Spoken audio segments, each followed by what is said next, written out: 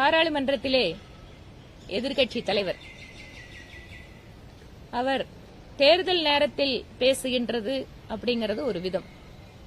ஆனால் ஒரு தேர்ந்தெடுக்கப்பட்ட மக்கள் பிரதிநிதி, அதுவும் குறிப்பாக ஒரு எதிர்க்கட்சி தலைவர் என்கின்ற ஒரு பொறுப்பான பதவியில் இருந்து கொண்டு நாடாளுமன்றத்திற்கு உள்ளே அதிகாரிகளை பற்றி பேசுவது, குறிப்பாக பாதுகாப்பு ஆலோசகரை பற்றி அவர் பேசுவது எல்லாமே ஒரு மரபு சார்ந்த விஷயம் அல்ல.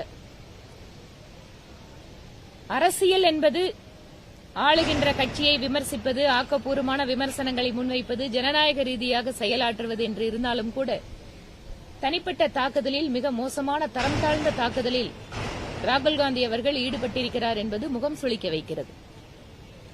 மக்களுடைய பிரச்சனைகளை பேசுகின்ற இடத்தில் தேர்தல் நேரத்து சமயத்தை போல எந்தவித அடிப்படை ஆதாரங்களும் இல்லாமல் மிக மோசமான விமர்சனங்களை முன்வைப்பதன் காரணமாக மீண்டும் தன்னுடைய இம்மெச்சூரிட்டியை நிரூபித்திருக்கிறார் ராகுல் காந்தி அவர்கள். தமிழகத்தில் இருந்து தேர்ந்தெடுக்கப்பட்டிருக்கக்கூடிய நாடாளுமன்ற உறுப்பினர்கள் கூட தனிப்பட்ட தாக்குதலிலே, அவர்கள் தமிழகத்திலே பத்திரிகையாளர்களை சந்தித்த போதும் சரி, அல்லது அதற்கு முன்பாக கூட்டங்களில் பேசுகின்ற பொழுதும் கூட, குறிப்பாக மத்திய நிதித்துறை அமைச்சர் அவர் சார்ந்திருக்கின்ற சமுதாயத்தை பற்றி, அதாவது ஒவ்வொரு சமுதாயத்திற்கும் ஒரு பேசுகின்ற மொழி, அதனுடைய விதம் என்பது ஒரு மாதிரி இருக்கும். யாரும் யாருக்கும் குறைந்தவர்களும் கிடையாது, அதை விட சமமானவங்களுக்கு மேலேயும் கிடையாது.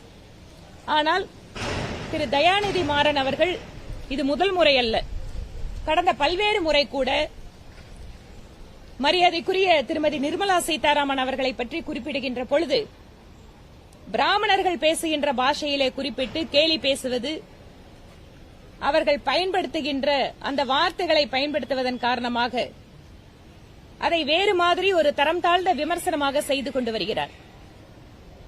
அவருக்கு கூட எங்களால் பதிலளிக்க முடியும்.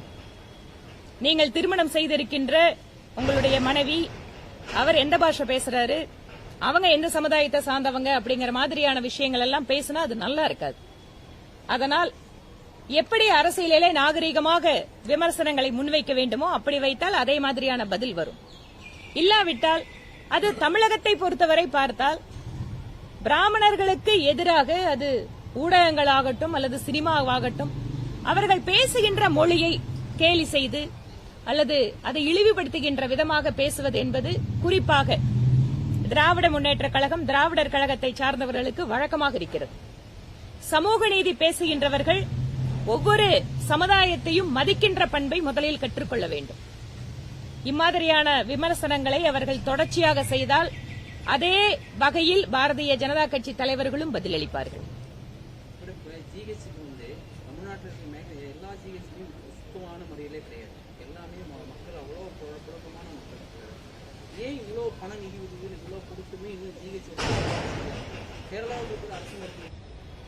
இது ஒவ்வொரு இடத்திலயுமே அது ஒரு துறை மட்டும் இல்ல, பல்வேறு துறைகள்ல இந்த பிரச்சனைகள் இருக்கு. நீங்க வருவாய் துறையில லஞ்சம் இல்லாம இருக்கா?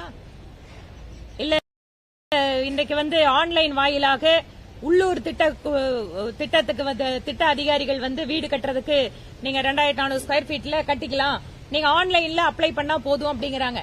ஆனா ஆன்லைன்ல அப்ளை பண்றதுக்கு கட்டணம் இன்னைக்கு எவ்வளவு தூரம் இன்கிரீஸ் பண்ணிருக்காங்க? பகல் கொள்ளையா இருக்கு. யாருங்க அந்த மாதிரி சின்ன இடத்துல வீடு கட்டுறவங்க? சாதாரணமா நடுத்தர குடும்பத்தை சார்ந்தவங்க. அவங்க கிட்ட நீங்க ஆன்லைன் அப்ளிகேஷன் ஏதாவது என்னன்னு கேட்டா, நீங்க அதிகாரிகளுக்கு காசு கொடுக்கறது பதிலா நேரடியா நாங்களே வாங்கிக்கிறோங்கிறதா இதனோட முறை. இப்படிதான் பண்ணுது. அரசு மருத்துவமனை மட்டும் இல்லைங்க, அது எங்கெங்கெல்லாம் வாய்ப்பு இருக்கோ நாங்க சொல்லிட்டு தான் இருக்கோம். இதை சரியா நடத்துறோங்கிறதாலதான் தமிழ்நாட்டுல இந்த மாதிரி கட்சிகளை தாண்டி நல்ல கட்சிக்கு வாக்களிங்கள்னு கேட்டு இருக்கிறோம். வால்பாறையில் ஒரு 2 பேர் இறந்திருக்கிறாங்க. அதே போல பொள்ளாச்சியில் ஒருத்தர் இறந்திருக்காரு, மொத்தம் 3 பேர் இறந்திருக்காங்க. முதலமைச்சர் 3 லட்சம் ரூபாய் கொடுத்திருக்கிறாரு. அதே போல வயநாட்டில் பிளட், அதே போல தமிழகத்தில் இது தடுக்கிறதுக்கான என்ன மாதிரி நடவடிக்கை இருக்கு? பேரிடர் பொறுத்த வரைக்கும் குறிப்பாக சென்னை வெள்ளத்தின் போது இதற்கென்று ஒரு சிறப்பு நிபுணர் குழுவை அமைச்சாங்க. அதாவது திராவிட மாடல் அரசாங்கத்தில் நிபுணர் குழு அமைக்கிறதுல குறையே கிடையாது. பொருளாதார பிரச்சனையா சர்வதேச வல்லுநர் பொருளாதார குழு. ஆனா திருப்பி பார்த்தா அதிகமாக கடன் வாங்குகின்ற மாநிலம் நம்ம தமிழ்நாடு. சரி, சென்னையில வெள்ளம் வந்துச்சு, உடனே முதலமைச்சர் ஒரு குழு அமைச்சாரு. குழுவுல போட்டவங்க எல்லாருமே சிறந்த அந்த துறையில நிபுணத்துவம் வாய்ந்தவர்கள் தான்.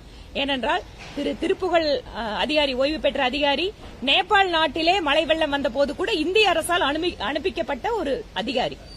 ஆனால் அவரை நியமித்து அந்த குழுவோட பரிந்துரை எந்த அளவுக்கு பண்ணாங்கன்னு தெரியல. திருப்பியும் மழை வந்த போது அதே மாதிரி சென்னை வெள்ளம் தான் இருந்தது. அரசுக்கு முதல்ல உண்மையாகவே மக்களுக்கு நல்லது செய்ய வேண்டும். அது ஒரு தொலைநோக்கு பார்வையோடு நிரந்தர தீர்வுகளை நோக்கி நகர்கின்ற செயல் திட்டம் ஒண்ணு இருக்கணும். திராவிட மாடல்ல வெறும் பேச்சு தான் இருக்கே தவிர செயல் திட்டம் இல்ல. ஆசிரியர் போராட்டம் மட்டுமா? செவிலியர்கள் போராட்டம், டாக்டர்கள் போராட்டம். கொரோனா காலத்துல நாங்க பணி நிரந்தரம் பண்றோம், இல்ல டாக்டர்களுக்கு இத்தனை கொடுக்கறோங்கிறது இதுவரைக்கும் அவங்க பண்ணல. தூய்மை பணியாளர்கள் அரசு நிர்ணயிக்கப்பட்ட கூலியை விட குறைச்சல வாங்கிட்டு கான்ட்ராக்ட் லேபர்ஸா ஒர்க் பண்ணிட்டு இருக்காங்க. ஒவ்வொரு துறையை சார்ந்த தொழிலாளிகள் அப்படிங்கிறவங்க இன்று அரசால் சுரண்டப்படக்கூடிய சூழல் தான் இருக்கு. பகல்ல கொலைகள் நிறைய நடந்துட்டு இருக்கு தமிழ்நாட்டுல. சட்டத்துறை அமைச்சர் என்ன சொல்றாருன்னா சட்டம் ஒழுங்கு நாங்க ஒன்றும் பண்ண முடியாது, மக்கள் தொகை அதிகரிச்சிருச்சு, அதனால நாங்க சட்ட அதெல்லாம் எதுவும் பண்ண முடியாது அப்படின்ற மாதிரி அமைச்சர். நீங்க பண்ண முடியாதுன்னா அடுத்த முறை வீட்டுக்கு உங்களை மக்கள் அனுப்பிச்சிருவாங்க. அதுதானே. பண்ண முடியலன்னா இடத்த காலி பண்ணுங்க, அதுதான் மக்கள் சொல்லுவாங்க. சமூக நீதியை நிலைநாட்ட ஜாதிவாரி கணக்கெடுப்பை உடனடியாக வலியுறுத்தணும் சொல்லி சட்டப்பேரவையில இது தொடர்பான தீர்மானம் வந்த போதே பாரதிய ஜனதா கட்சியோட சார்பில் எங்களோட புளோர் லீடர் திரு நயினா நாகேந்திரன் அதற்கான பதில் கொடுத்தார். ஜாதி வாரியான கணக்கெடுப்பு என்பதை மாநில அரசு நடத்திக் கொள்ளலாம், அதில் எந்த விதமான தடையும் கிடையாது. ஏனென்றால் நம்முடைய நாட்டை பொறுத்தவரை ஒவ்வொரு மாநிலத்திலேயும் ஒரு குறிப்பிட்ட ஜாதி என்பது ஒரு மாநிலத்திலே பிற்படுத்தப்பட்ட ஒரு பிரிவில் இருக்கும். பக்கத்து மாநிலத்துல அதே அந்த குறிப்பிட்ட வகுப்பு முற்படுத்தப்பட்ட வகுப்பா இருக்கும். இல்லன்னு சொன்னா அது பட்டியலினத்தை சார்ந்த வகுப்பா இருக்கும். அதனால் மாநில வாரியாக இந்த மாதிரி ஜாதி கணக்கெடுப்புகளை நடக்கின்ற பொழுது அதுல கிடைக்கிற டேட்டா நம்மளுக்கு கரெக்டா கிடைக்கும். இதையெல்லாம் வைத்துதான் மத்திய அரசு சொல்லுது மாநிலங்கள் விரும்பினால் தாராளமாக செய்து கொள்ளலாம் அப்படின்னு சொல்றோம். அதனால் இவங்க நடத்துறதுக்கு அதுக்கு அவங்களுக்கு தைரியம் இல்லாம திருப்பி மத்திய அரசு கிட்ட கேட்கறதுங்கிறது பொறுப்பை தட்டி கழிப்பது. மாநில அரசு நினைச்சா அது உடனடியா பண்ண முடியும். புதிய மேயர் தேர்ந்தெடுக்க கோவைக்கு உதயநிதி வருகிறார். அவங்க கடந்த முறை இருந்த மேயர் டீ செலவுக்கு 27 லட்சம் வரைக்கும் செலவு பண்ணிட்டு போயிருக்காங்க. அதனால திரு உதயநிதி அவர்கள் புதிய மேயரை தேர்ந்தெடுக்கும் போது இந்த டீ குடிக்கிற செலவு இதெல்லாம் நடந்த அந்த குளறுபடிகள் எல்லாம் பார்த்து அதுக்கும் ஏதாவது தீர்வு சொல்லிட்டு போனாருன்னா நல்லா இருக்கும்.